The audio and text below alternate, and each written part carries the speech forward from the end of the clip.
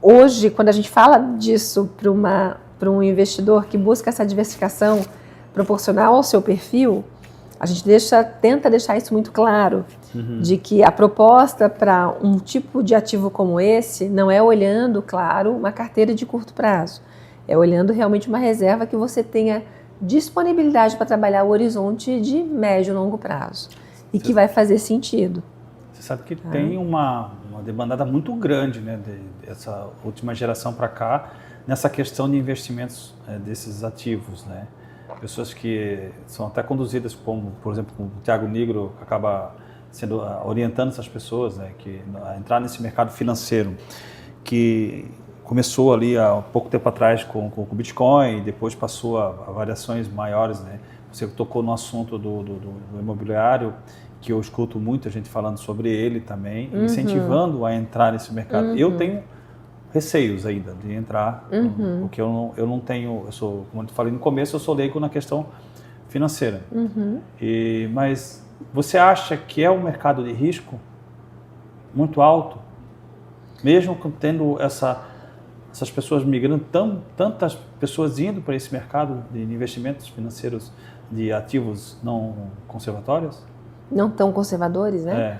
Na verdade, o risco ele sempre vai existir, Carlos. Sim. Independente de você ir para um ativo exclusivamente conservador, ou mesmo você buscando algo que lhe dê um retorno melhor e que aí você se propõe e se dispõe a assumir esse possível risco. Mas eu acho que é hoje um mercado que está desenvolvendo, sim, quando a gente olha a renda variável principalmente, aí eu incluo diretamente esses ativos de um risco que exige ali do investidor um perfil mais arrojado, mais agressivo, né?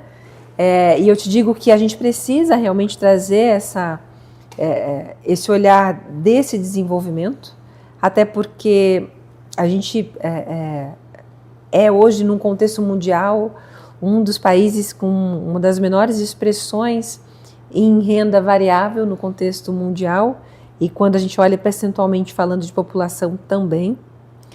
É claro que isso passa por uma questão de amadurecimento e mais educação financeira na base, porque hoje a gente tem aumentado nesses últimos anos essa participação dos investidores nos ativos de risco, não tenha dúvidas.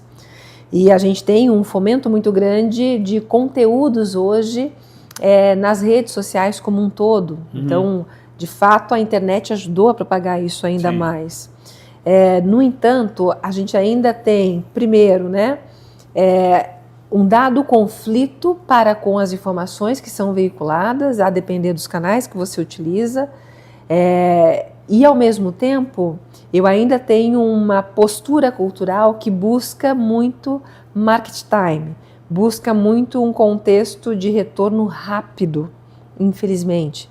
E que aí, muitas vezes, aquela reserva que eu consegui hoje ter disponível, eu vou para um ativo de risco e que, na verdade, ela não poderia estar ainda no ativo de risco porque eu não tenho a minha reserva de emergência, por exemplo. E na primeira oscilação de mercado, eu me assusto e, na verdade, realizo um prejuízo que não necessariamente eu precisaria realizar naquele momento. Ou seja, a pessoa que não está preparada para ter essa emoção do mercado financeiro. Ainda, exatamente, não só por uma questão de conhecimento realmente e também de escolha para com aquela reserva. Agora, recentemente, há pelo menos uma semana atrás, um pouco mais, a gente teve a divulgação do raio-x do investidor, que é uma pesquisa, na verdade, feita por uma entidade de mercado, e justamente retratou ali muito grande que ficou muito claro que no contexto hoje de escolhas como forma de você buscar alternativas para você que seja, né, ter retorno melhor com o seu dinheiro, a gente teve um aumento expressivo das apostas digitais, né, as famosas bets. E até teve um jargão assim utilizado que era o jogo do tigrinho. Ele tem 7 vezes mais pessoas participando do que na própria Bolsa de Valores hoje no Brasil. Então, isso retrata realmente um contexto de que, em geral, claro que essa quantidade de pessoas hoje que buscam as apostas digitais não exclusivamente estão fazendo isso porque associam investimento, naturalmente que não. Tomás por aquela questão fantasiosa que acontece na rede social.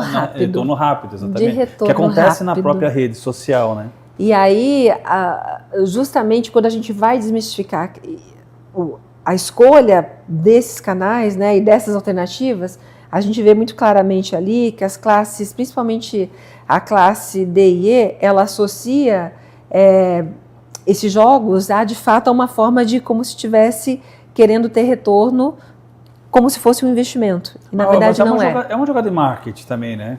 Total. Pouco tivemos desse jeito, a gente pode considerar até como um jogo de azar, né? Sim. Pouco tivemos no Brasil jogos de azares que foram banidos do Brasil na época, né? E agora retornou o Bets.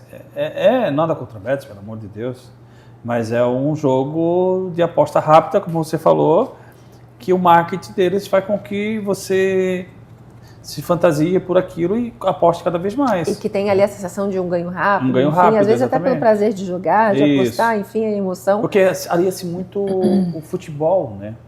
Sim. Hoje a luta em relação a isso, as apostas. É que a gente está falando de um contexto, na verdade, muito generalista, mas existem inúmeras opções, né? Inúmeras alternativas. Aqui a gente está colocando mais como se fosse realmente um caça-níquel. Exato. Né? Que aí, de fato, você está colocando ali a sorte no destino, né? Vamos dizer assim. Diferentemente quando você aposta num nível de que você entende que determinado time ou determinado jogador, determinado jogo, enfim, dê um resultado específico ou atinja uma meta específica, né? Enfim. Mas, de fato, fica muito claro que quando a gente entende hoje as escolhas que o investidor faz para com as suas alternativas de guardar dinheiro, muitas vezes elas ficam distantes, de fato, do seu objetivo em si. Poxa, eu tenho o objetivo de comprar uma casa, sim, mas eu me propus a fazer isso em 5 anos. Então, não necessariamente você precisa buscar alternativas que lhe dê ganho rápido. Você tem 5 anos, a gente está falando de médio prazo, empiricamente falando, né? Uhum. Então, você pode ter alternativas de buscar rendimentos melhores para esse prazo, mas inevitavelmente você vai ter a necessidade de abrir mão de liquidez, que é aquela ideia de disponibilidade do recurso. Uhum. Você vai ter necessidade de certamente assumir ter uma tolerância um pouco maior do que tão somente no conservador. E é claro, aquela ideia de você associar que eu consigo ter um ganho rápido em X tempo porque eu estou seguindo, que seja um amigo, que seja um influencer, que seja determinado, enfim, isso é muito sensível, tá?